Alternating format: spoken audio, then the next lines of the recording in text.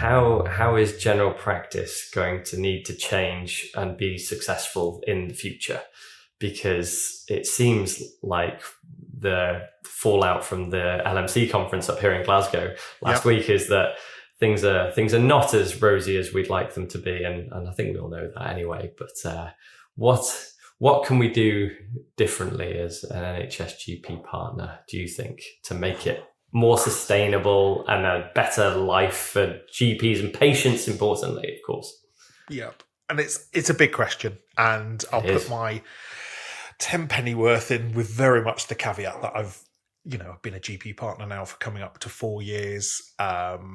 It's interesting now being a partner and sort of seeing how the impact of different governments. So there has been a change, certainly in rhetoric, from the Tory government to Labour government. The bit that I think everyone is waiting with bated breath is for, are they going to follow through from that point? And I apologise in advance, this video might get a little bit political, but I sort of just speak as I find and see it on the ground. I think ultimately, because we listened to the same podcast episode, is that, we've still got a very motivated group of general practitioners.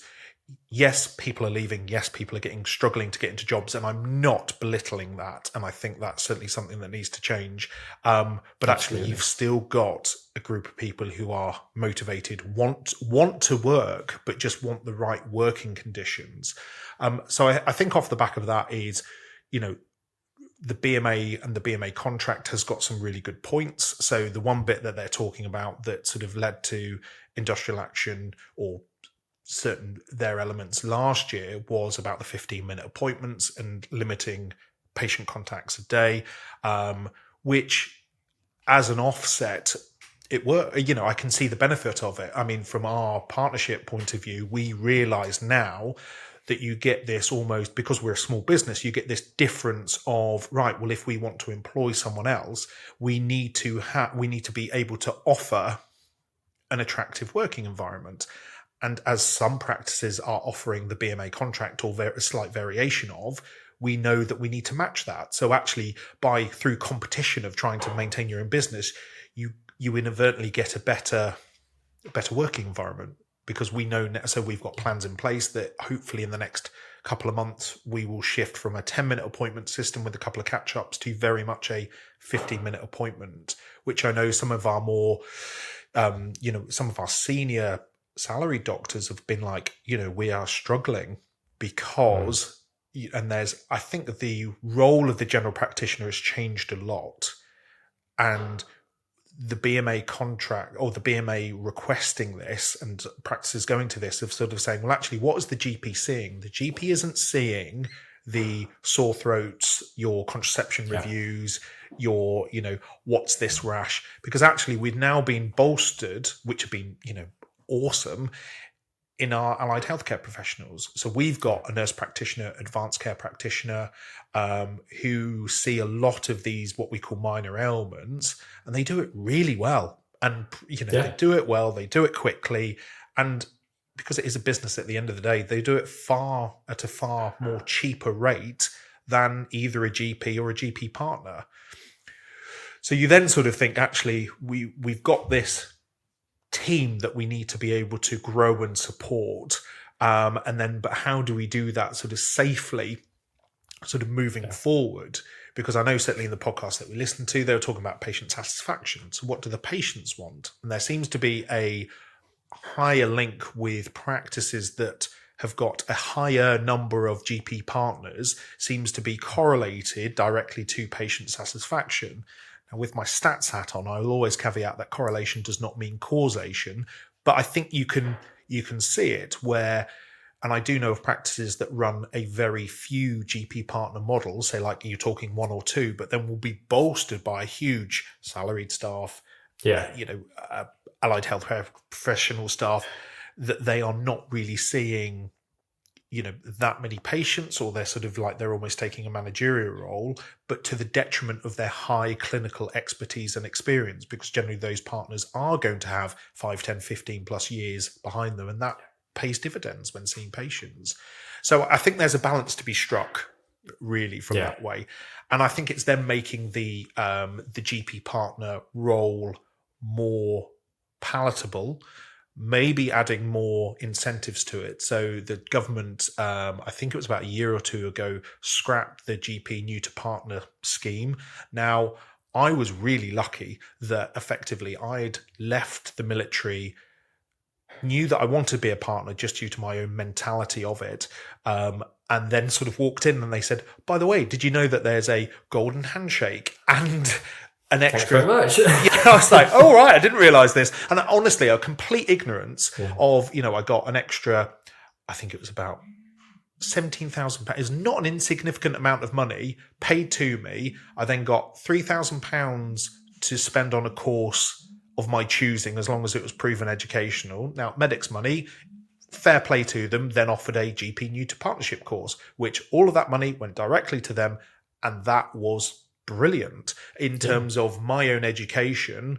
Now, it didn't put me off being a partner, but I know now, fast forward the years, that partners who are struggling, so I'm now on a GP retention program because I thought, why not take, some extra professional education, and they're saying like, I would like to do this, but there isn't the funding there. And thinking, hang on a second, that's a simple win. I don't think, the problem with a lot of this and a lot of the solutions is going to take money. And then when you've got money, you need the political will behind it to spend that money.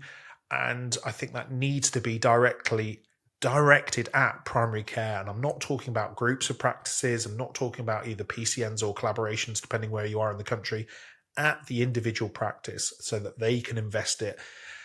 But again, that needs to come with an element of trust, both ends. And I think as GPs, we need to be careful or not misspending it and not manipulating the system. Yeah. But there needs to be that give and take of actually recognizing that as a GP partners or as a small practice, that we know how to effectively spend that cash.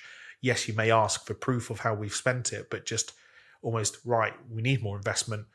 Yes, we'll happily show you how to do it, but just please give it directly to us without having to jump through too many hoops.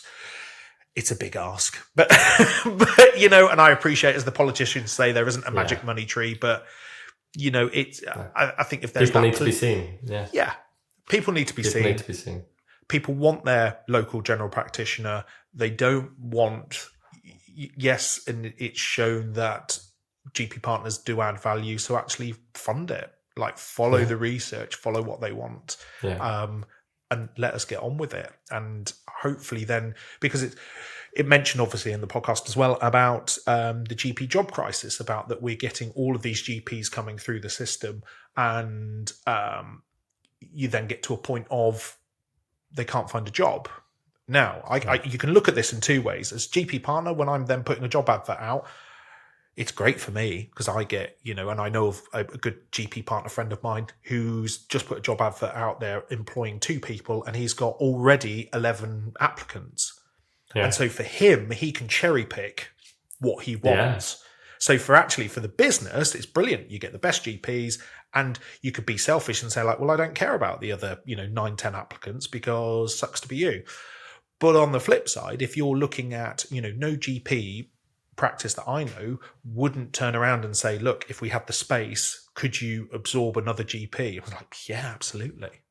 Yeah. But again, you need costs both in being able to employ them directly, and also what we're finding now is finding the space of, the actual building. Yeah. And that comes up time and time again, that the estates in the NHS as a whole does need a massive uplift and a massive boost in investment. So for us, we don't own our property, and we effectively share it. But we're now coming to a point of we've had to restrict GP trainees. We have to restrict our allied healthcare professionals that we have, and even really consider where do we squeeze in all these other people. And, there are only so many broom cupboards you can knock through and repaint to make it another clinical area, because you are physically limited by the space. And you think, well, And that seems to be happening everywhere. I mean, that's happening in A&E, it's happening in hospitals. It's happening. It's a supply and demand basic problem for everything.